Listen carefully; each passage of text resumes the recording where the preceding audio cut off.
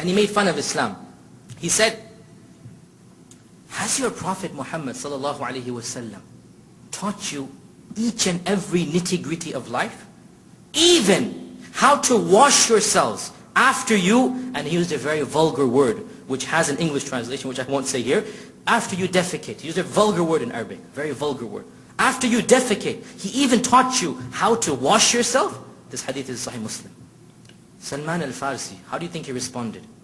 Well, if he had been in our times influenced by us, well, you know, modern science has proven that if you sit this way and you do this and you wash with this, and subhanallah, he jumped straight to the core.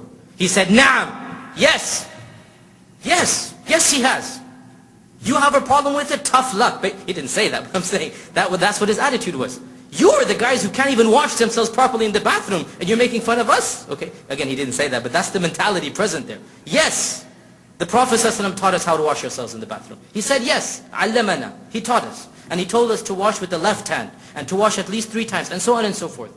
Point is, with such frankness and bluntness, the Jew was dumbfounded and he walked away.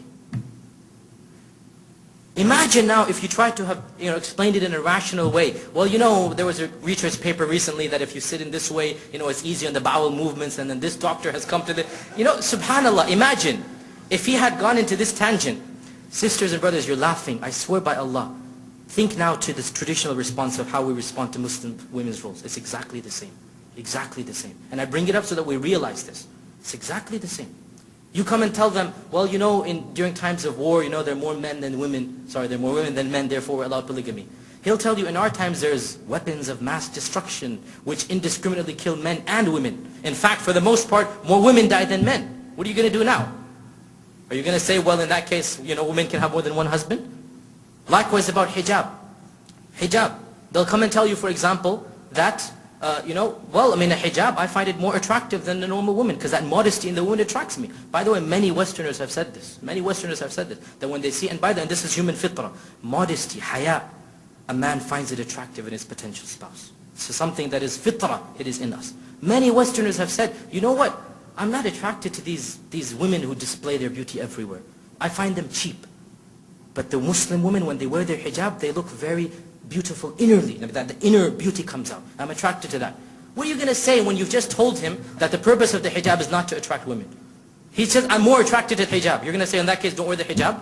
Is that what's going to happen now? That's the point. When you try to play the rules by the game by their rules, you're not going to come out successful. So the point being, to basically conclude, the point being, when someone comes and asks you any question about Islam, which is of the secondary, tertiary nature, you respond to him frankly. You don't have to be wishy-washy and apologetic. If you say, well, yes, we actually do believe that women have to cover. And the reason for this is because we believe that our God has told us to do so. We believe our God has told us that women have to cover. Let me ask you a question. If you acknowledge the existence of your God, you really and truly believe that that God created you, and then that God told you to pray 5 times a day, to fast the month of Ramadan, to wear the hijab, to go for hajj, whatever. You believed in your heart after this premise that that particular God spoke with you through the Quran. Would you challenge the authority of the one who created you?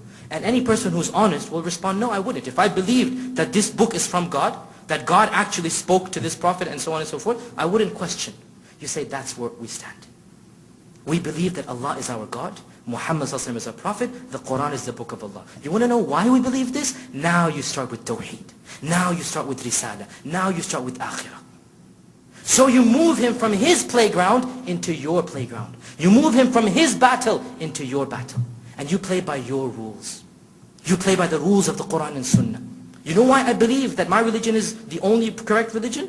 Because it makes complete sense. There is one God. He is all perfect. Only He is worthy of worship. He is not like a human. He doesn't come down and crucified on the cross. He doesn't do this and that. He sends prophets because He loves us. And those prophets come with guidance. And so on and so forth.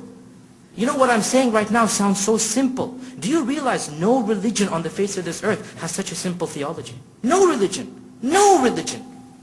Our theology, we take it for granted. Oh Muslims, we underestimate the power of La ilaha illallah. We underestimate the power of La ilaha illallah. Why are you arguing about the economic system and the prohibition of interest and hijab when you have the weapon of La ilaha illallah on your side? How can they possibly argue with La ilaha illallah? How? When you move it into this playground, when you start playing by your rules, wallahi, they have no defense mechanism. You will leave them dumbfounded. When you start explaining to them, the reason I'm like this is because I believe I have a God who created me. I believe that this God knows what's best for me. I believe He revealed the Quran and Sunnah and told me what to do. And then you approach it from that angle. By Allah, how can He attack you? How can He attack you? He can't. You have surrounded yourself by an impenetrable fortress. And your enemy has no fortress at all. The theology of every religion, you can easily critique it and destroy it. So the point is that when people come to you and bring forth these, accusations, whatever it might be, whether it be the hudud, whether it be women's roles, whether it be, the economic system, whatever it might be. If it's true, if it's not true, you obviously say, well, this is not a part of Islam. Female genital mutilation is not a part of Islam. Openly, it's not, there's no ifs, ands, or buts about it. What's happening in certain countries completely goes against our Sharia. You don't have to defend that, obviously. You shouldn't defend that. But if they come to you with something which is Islamic, then if you be wishy-washy, if you're embarrassed about your own faith, if you feel inferior because of the iman Allah gave you, firstly, that's a problem. Secondly, how do you expect izzah to come when you feel already inferior to this person who doesn't believe in Allah and His Messenger? How do you expect Allah to give you izzah? Thirdly, as I said, because He's invented the rules, you're never going to win Him at His game.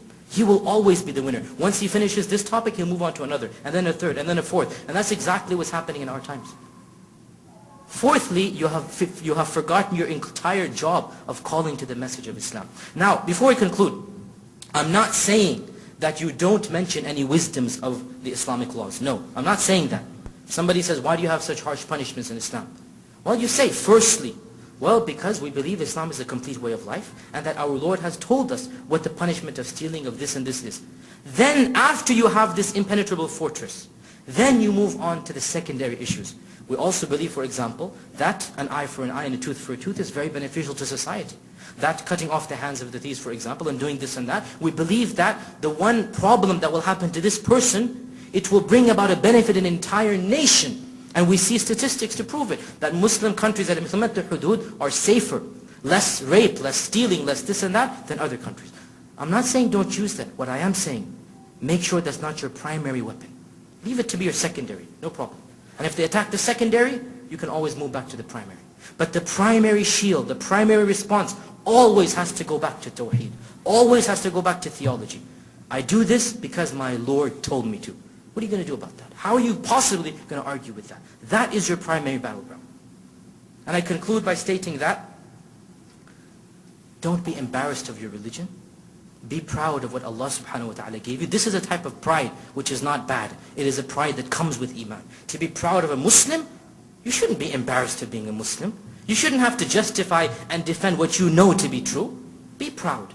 Don't be wishy-washy. Don't be apologetic.